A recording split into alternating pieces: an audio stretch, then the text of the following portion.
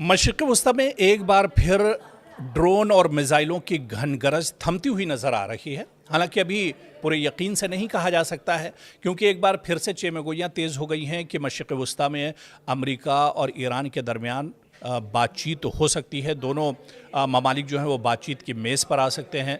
हालांकि जहां पर डोनाल्ड ट्रंप ने कहा है कि वो बातचीत करने के लिए तैयार हैं, लेकिन ईरान ने अभी तक ये वाज़ेह नहीं किया है कि वो बातचीत करने के मूड में है या नहीं, क्योंकि अभी भी ईरान दरअसल अमेरिका को शक की नज़र से देख रहा है।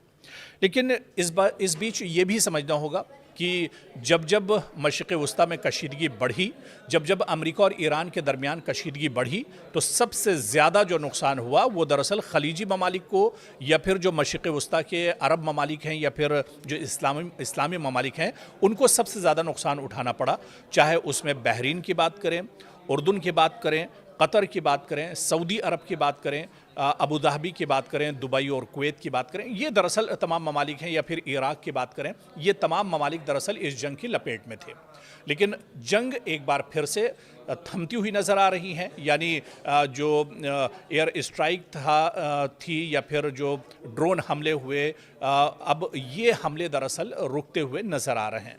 लेकिन इस बीच जो खलीजी ममालिक हैं, इनमें नुकसान कितना हुआ, और अगर एक एक मुल्क का हम जायज़ा लें, और शुरुआत अगर हम कतर से करें कि कतर का नुकसान कितने बड़े पैमाने पर हुआ है। आप देखिए कि कई महीनों से जंग चल रही है।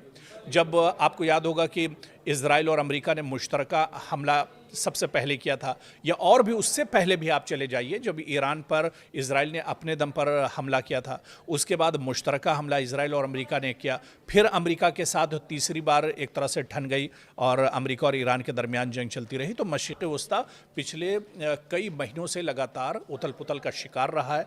तो ऐसे में कतर में कितना बड़ा नुकसान कतर को उठाना पड़ा है इस जंग में जो अमेरिका और ईरान के दरमियान हुई, इसका दरअसल हम सबसे पहले जायज़ा लेते हैं। क्योंकि ईरान और अमेरिका के दरमियान कशीदगी के दौरान कतर में मौजूद अमेरिकी अल उदैद एयरबेस पर ईरान के मिसाइल हमले ने पूरी दुनिया की तवज्जो अपनी जानिब मबजूल कर ली। लेकिन सबसे बड़ा सवाल यही कि आखिर इस हमले में कतर को कितना नुकसान हुआ, और क्या अमेरिका को वाकई बड़ा फौजी नुकसान उठाना पड़ा। क्योंकि कतर में ईरान ने कई हमले किए, ड्रोन के ज़रिए से, मिसाइल के ज़रिए से अमेरिकी एयरबेस को निशाना बनाया, अमेरिकी फ़ौजियों को निशाना बनाया। अमेरिका के कई जो अड्डे थे जहां पर अमेरिकी फ़ौजी रुके हुए थे, उन्हें भी निशाना बनाया। तो दरअसल इसकी पूरी हकीकत को समझना होगा, क्योंकि आप अगर तारीख़ों में जाते हैं तो 23 जून 2025 को याद कीजिए, जब ईरान ने कतर में वाक़ अमेरिकी अल उदैद एयरबेस की जानिब मुताद्दिद बैलिस्टिक मिसाइल दागे थे। अल उदैद एयरबेस दरअसल मशरिक़ वस्ता में ईरान का सबसे बड़ा एयरबेस माना जाता है। यहाँ पर हज़ारों की तादाद में अमेरिकी फ़ौजी भी एक तरह से तैनात रहते हैं। और 2025 में अमेरिकी एयरबेस अल उदैद एयरबेस की जानिब ईरान ने बैलिस्टिक मिसाइल के ज़रिए से दरअसल हमले किए थे, और ये हमला अमेरिका की जानिब से ईरानी जौहरी तनसीबात पर कार्रवाई के जवाब में दरअसल ईरान ने किया था या दागा गया था। फिर वहाँ पर आप देखिए कि कतरी हुकाम के मुताबिक ज़्यादातर मिसाइल जो डिफेंस सिस्टम था उनका, उसने एक तरह से रोक लिए थे, और रास्ते में ही एक तरह से ईरान के हमले को तबाह कर दिया गया था, ईरान के जो ड्रोन थे या मिसाइल थे। लेकिन आप देखिए कि अल उदैद जो एयरबेस था, इसे काफ़ी ज़्यादा नुकसान पहुंचा था, और यहाँ से अपना जो ऑपरेशन था वो अमेरिका को दरअसल रोकना पड़ा था। अमेरिका ने भी इब्तदाई तौर पर जो मौक़िफ़ अख्तियार किया था कि हमले में कोई अमेरिकी फ़ौजी हलाक या ज़ख्मी नहीं हुआ, क्योंकि हमले से पहले एहतियाती इक़दामात किए जा चुके थे। ताहम बाद में जो ख़बरें सेटेलाइट के ज़रिए आई थी, उन्होंने चौंका दिया था। क्योंकि जिस तरह से मगरबी मीडिया या फिर अमेरिका के अपने जो सोर्सेज हैं, दरअसल वो अमेरिका के नुकसानात को शुरुआती तौर पर छुपाने की कोशिश करते हैं।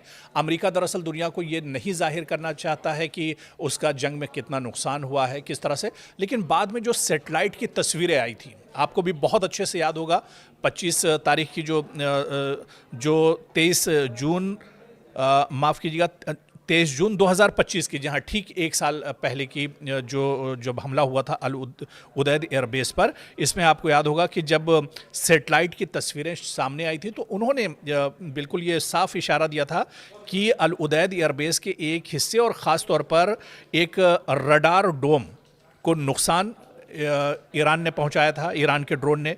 अमरीकी फ़ज़ाइया से मुतालिक रिपोर्टों के मुताबिक एक मिसाइल दिफाई निज़ाम से बचकर इस मकाम तक पहुंचा था। बाद में फिर अमेरिका ने भी इसे मान लिया कि एक मिसाइल जो है वो दरअसल डिफेंस सिस्टम उसे नहीं रोक पाया था और वो एक तरह से आकर इसी एयरबेस पर गिरा था। बाद में अमेरिका ने इसे माना जब सैटेलाइट की तस्वीरें दरअसल निकलकर सामने आई थी और काफ़ी जो हसास इंफ्रास्ट्रक्चर जो तंसीबात अमेरिका का था उसे भी काफ़ी ज़्यादा नुकसान यहाँ पर ईरान ने पहुँचाया था।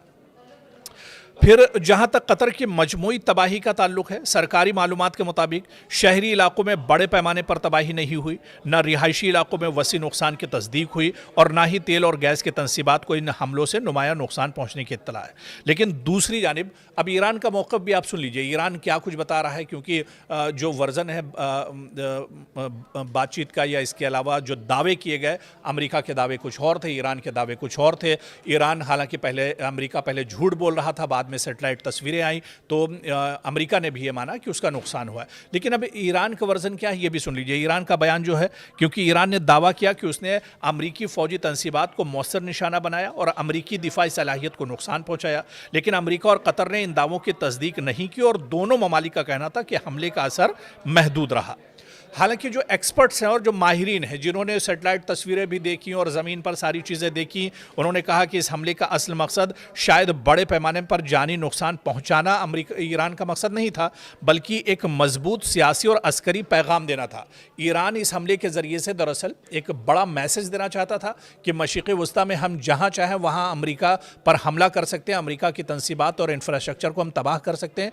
तो ईरान का मकसद ये नहीं था कि अमेरिकी फ़ौजियों को मारा जाए या उसके इंफ्रास्ट्रक्चर को तबाह किया जाए, लेकिन एक बड़ा मैसेज इसके ज़रिए से ईरान ने ज़रूर दिया था। एक मजबूत सियासी और अस्करी पैगाम दिया था ईरान ने कि ईरान अमेरिकी फ़ौजी अड्डों तक अपनी मिसाइल सलाहियत पहुंचाने की अहलियत रखता है। दरअसल इस हमले के पीछे जो बड़ा मैसेज था वो यही था।